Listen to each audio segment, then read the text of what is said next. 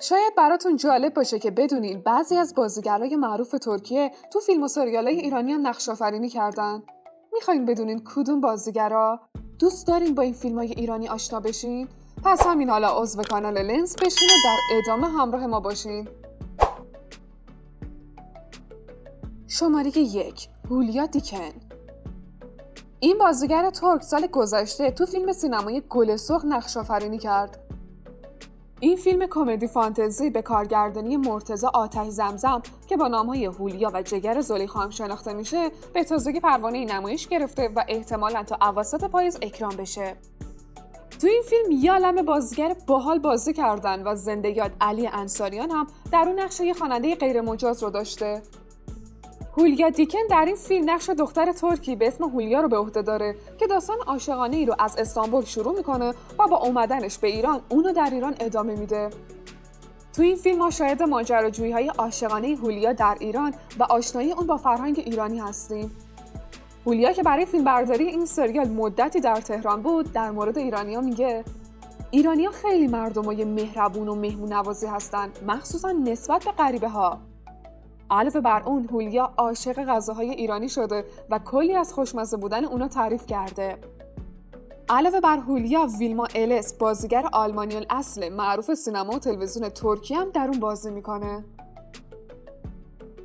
گفته میشه هولیا دیکن قراره در فصل 3 سریال ساخت ایران هم بازی کنه و در اون نقش پلیس ترکیه به نام آیلا رو به عهده داره. شماره 2 آسیا تاشکین.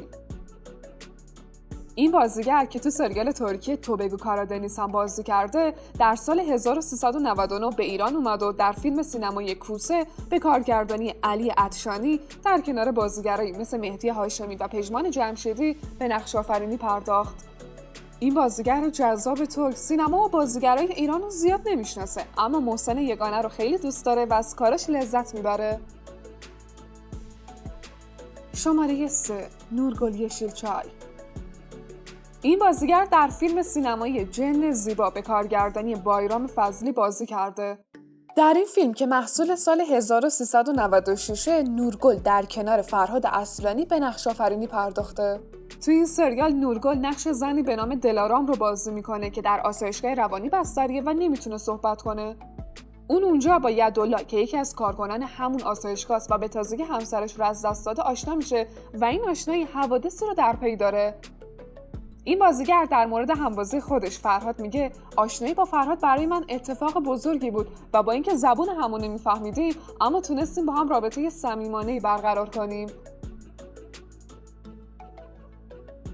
شماره 4 یوسف چیم. این بازیگر در سال 1397 به همراه چند بازیگر ترک دیگه در فیلم رمانتیک ترانه عاشقانه برایم بخوان که محصول مشترک ایران و ترکیه بود بازی کرد. کارگردان این فیلم مهرداد غفارزاده نام داره. از بازیگرای ایرانی این فیلم میشه پژمان بازقی و افسانه پاکرو رو نام برد. این بازیگر ترک تو این فیلم نقش امره رو به عهده داره که یه جوون خوش صداست و با دوست صمیمیش به عنوان پیک موتوری در یه رستوران کار میکنن.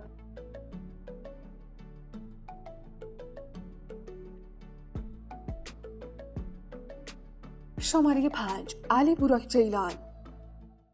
علی بوراک جیلان یکی دیگه از بازیگرای ترک فیلم ترانه عاشقانه برایم بخوانه. تو این فیلم این بازیگر نقش هاکان دوست صمیمی امره رو به عهده داره. علی بوراک جیلان بعد از این همکاری تجربه کار با بازیگرای ایرانی و یک کار هیجان انگیز بیان کرد و سینمای ایران رو تمجید کرد. شماره 6 هازال تورسان. هازال تورسان هم یکی دیگه از بازیگرای ترکیه‌ای فیلم ترانه عاشقانه برایم بخوان به حساب میاد. اون توی این فیلم نقش زنی به اسم آیلا رو بازی میکنه که به امره کمک میکنه تا به شهرت برسه و در این بین به اون دل میبنده، اما غافل از این که دل امره پیش دلارا گیره. میخواین با بقیه بازیگرای معروفی که در فیلمای ایرانی نقش آفرینی کردن آشنا بشین؟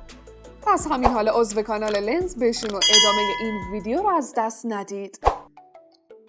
شماره 7 برنسات.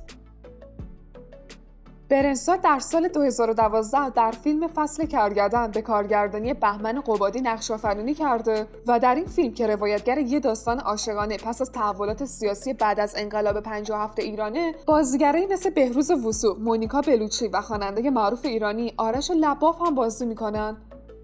برن تو این فیلم نقش دختر مینا با بازی مونیکا بلوچی رو ایفا کرده. شماره 8 جانر جیندوروک. این بازیگر یکی دیگه از بازیگرای ترک فیلم فصل کارگردان به حساب میاد. جانر تو این فیلم نقش جوانی ساحل فرزان رو بازی میکنه. ایفای نقش ساحل در زمان حال به عهده بهروز وثوقیه. شماره 9 عایشه گلجشکون. عایشه گلجشکون خواننده و بازیگر ترک در سال 1397 در یک فیلم سینمایی کمدی باحال به اسم مطرب بازی کرد. کارگردان این سریال مصطفی کیاییه و در این فیلم بازیگرای معروف ایرانی مثل پرویز پرستویی، محسن کیایی و الناز شاکردوست هم بازی میکنن. عایشه گل در این فیلم نقش خواننده ترک به نام نازان رو به عهده داره که در پی یه سلسله اتفاقای کمدی پاش به داستان باز میشه. این بازیگر و خواننده معروف ترکیه که خیلی بامزه فارسی صحبت میکنه، بعد از همخونیش با پرویز پرستویی و محسن کیایی در این فیلم معتقده که پرویز پرستویی صداش خیلی خوبه، اما برعکس اون محسن کیایی بهتر اصلاً به فکر خوانندگی نباشه. شماره 10 هاندرچل. هانده در فیلم سینمایی مست عشق به کارگردانی حسن فتحی بازی کرده. توی این فیلم که محصول مشترک ایران و ترکیه است، بازیگرای معروفی چه ترک و چه ایرانی نقش آفرینی کردن. توی این فیلم که در مورد زندگی مولانا و شمس تبریزی، شهاب حسینی نقش شمس تبریزی و پارسا پیروزفر نقش مولانا رو به عهده دارن. توی این فیلم که همه بی‌صبرانه منتظر اکران اون هستن، هاندرچل نقش کیمیا خاتون دختر خونده مولانا رو به عهده داره که با شمس ازدواج میکنه. شماره 11 بنسو سورال. و اما یکی دیگه از بازیگرای معروف ترکیه فیلم مست عشق بنسو سورال نام داره. اون توی این فیلم نقش مریم، یکی از شخصیت‌های اصلی این سریال رو بازی میکنه که سختی‌های زیادی رو در زندگی پشت سر گذاشته. شماره 12 سلما ارگچ. سلما ارگچ یکی دیگه از بازیگرای معروف فیلم مست عشقه. اون توی این فیلم نقش همسر مولانا رو به عهده داره. شماره 13 ابراهیم چلیکل. یکی دیگه از بازیگرای معروف فیلم پرستاره مست عشق ابراهیم چلیکله. اون توی این فیلم نقش اسکندر بگ رو به عهده داره که تناقضات زیادی رو در مسیر عشق تجربه کرده و حالا درگیر یه نبرد بزرگ با خودش شده.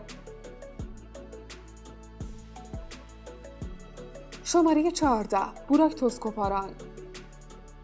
بوراک در کنار بازیگران معروفی در فیلم مست عشق به نقش آفرینی پرداخته. اون توی این فیلم زیبا نقش سلطان ولد پسر بزرگ مولانا رو به عهده داره. شماره 15 بوران کوزوم. این بازیگر در فیلم مست عشق نقش علاءالدین پسر کوچیک مولانا رو بازی میکنه که عاشق خواهرخونده خودش کیمیا خاتون میشه. در نتیجه ازدواج کیمیا با شمس کینه علاءالدین رو به همراه داره. ممنون که تا آخر این ویدیو همراه ما بودین. حالا نوبتی هم که باشه دیگه نوبت اینه که نظراتتون رو راجع به این ویدیو بنویسید و این ویدیو رو لایک کنید و با عضویت در کانال لنز مثل همیشه ما رو حمایت کنید.